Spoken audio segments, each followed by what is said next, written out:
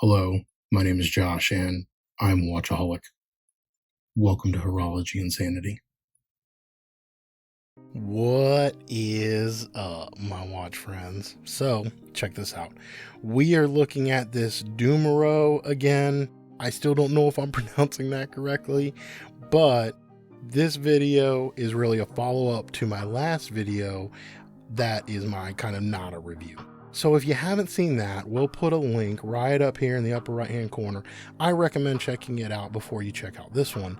But this one is really just for me to compare it side by side to a whole bunch of other watches that it either reminded me of or that I thought were similar in varying different ways, and I want to talk about that. And that way, maybe if you've experienced one of those other watches, you'll kind of know what I'm talking about when it comes to experiencing this one actually on the wrist.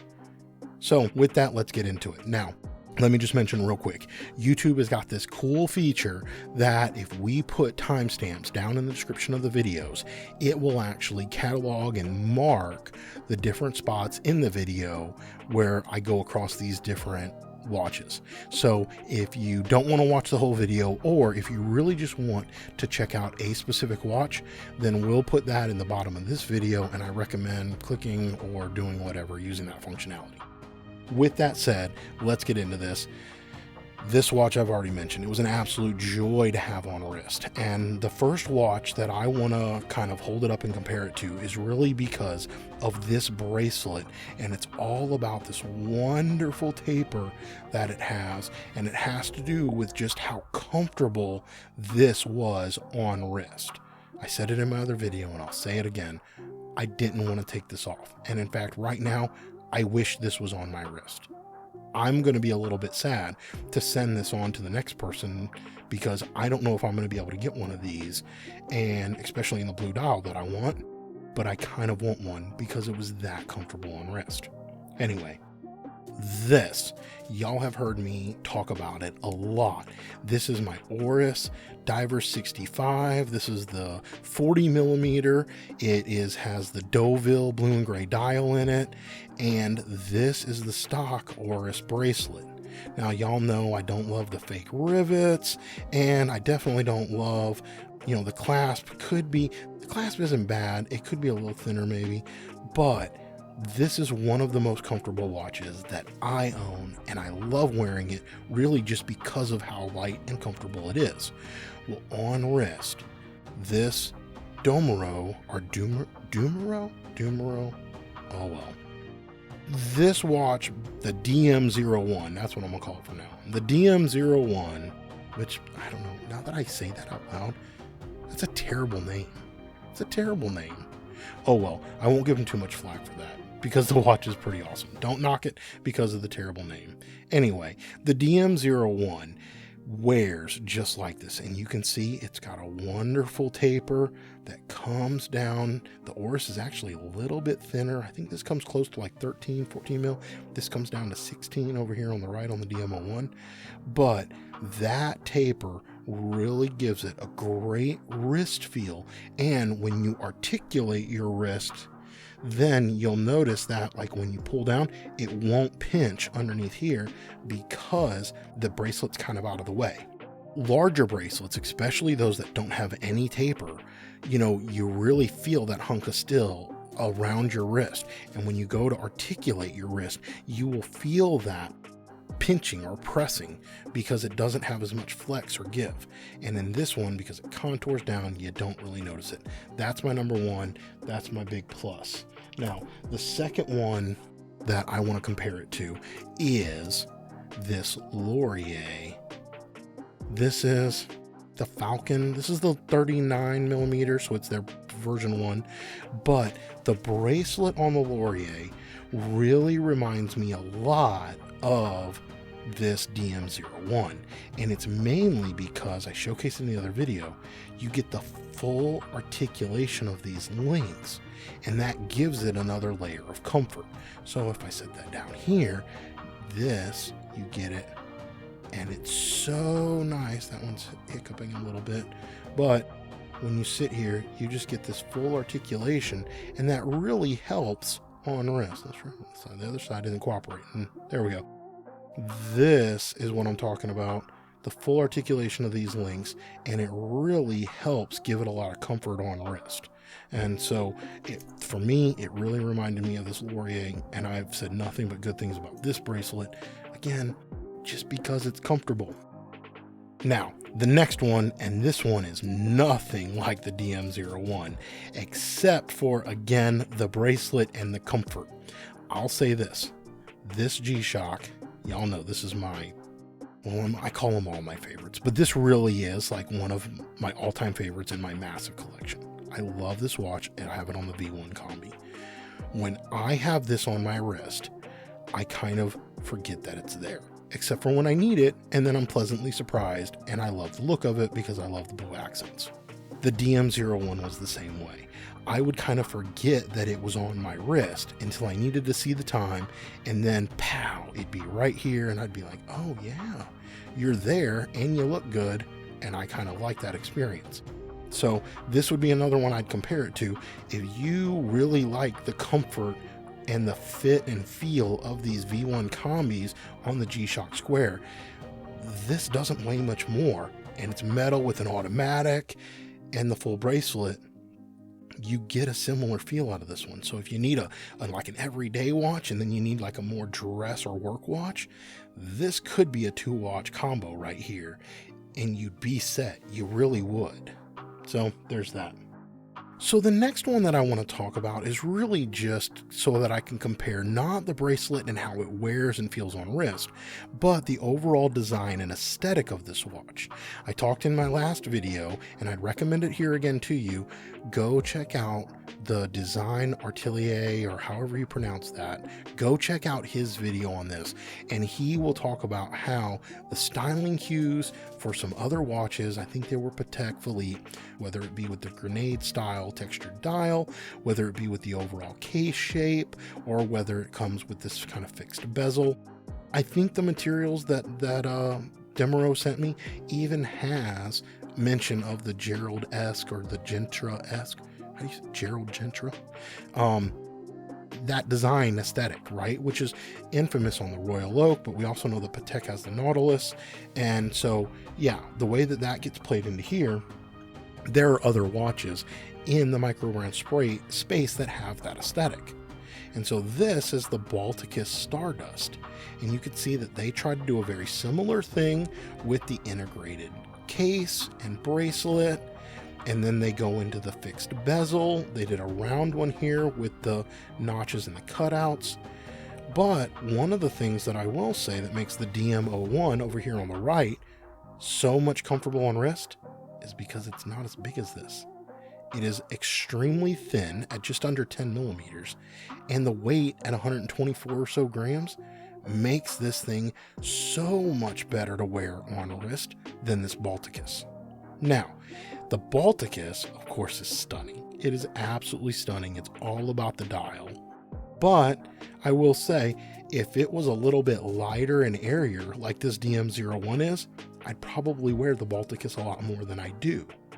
And so that's just to go ahead and show you what you can get out of very different watches, even though they have a very different, or they have a very similar aesthetic, but they'll have a completely different wrist feel, mainly because of the thickness, how much they weigh. I mean, the bracelet, it's got a little bit of a taper, but even it's a chunkier bracelet. And so if you like a lot of wrist presence, or if you like a hefty feel, then this Stardust is right up your alley. But I think I'm coming to appreciate the lighter, thinner watches. I love titanium watches, I think, for that effect. But I also know that not everybody does. So anyway, that's why I wanted to throw this up here, just to give you a couple comparisons. Now the next one I'm going to compare it to, these are just fun. These are just fun. So y'all know that I am a straight on G-Shock addict. I love these things. And this is the Casioak. This is in the metal case. And again, this is to give you just the overall styling and aesthetic.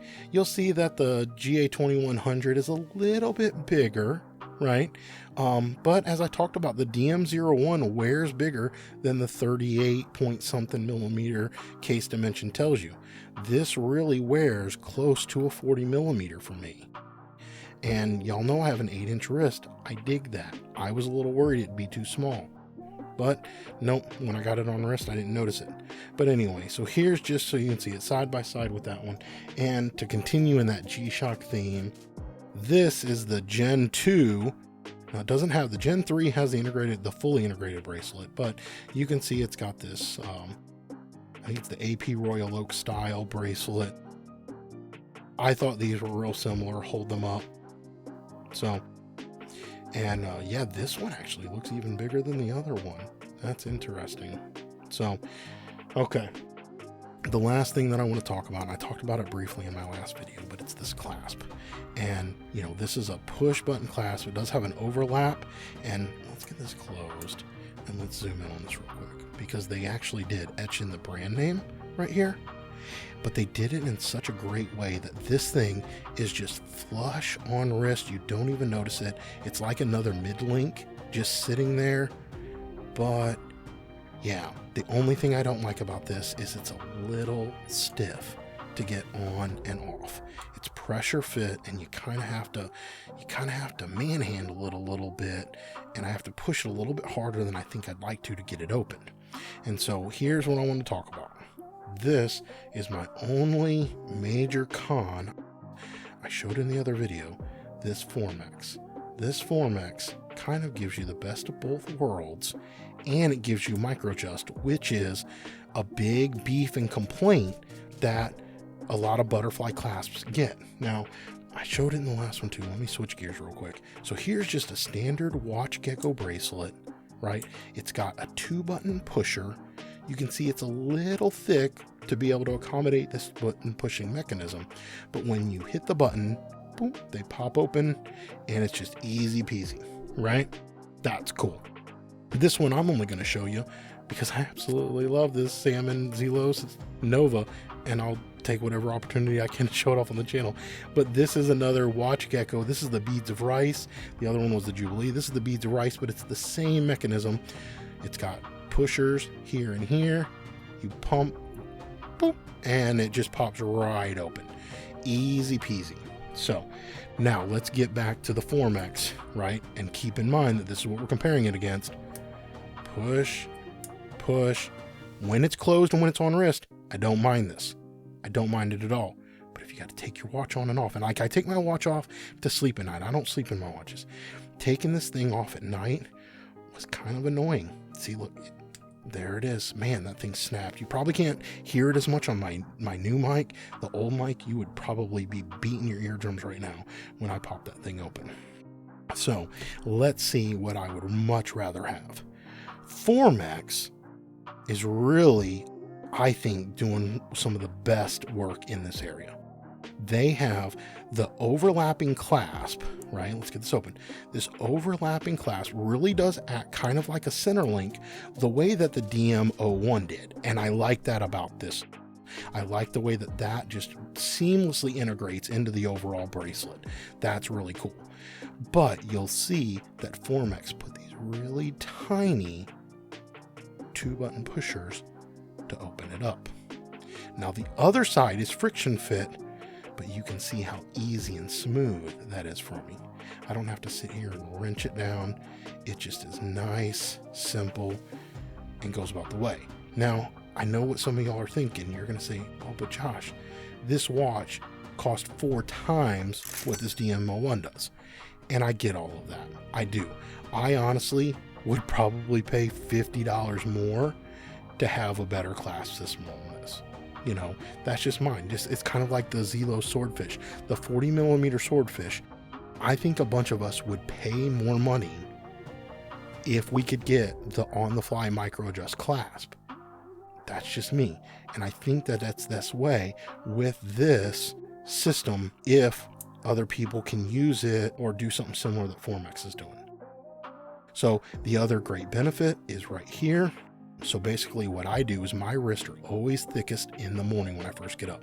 And then as the day goes on, they usually go down in size.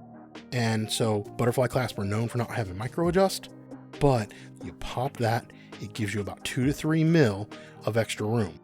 I start with this and then I put it in as my day goes on.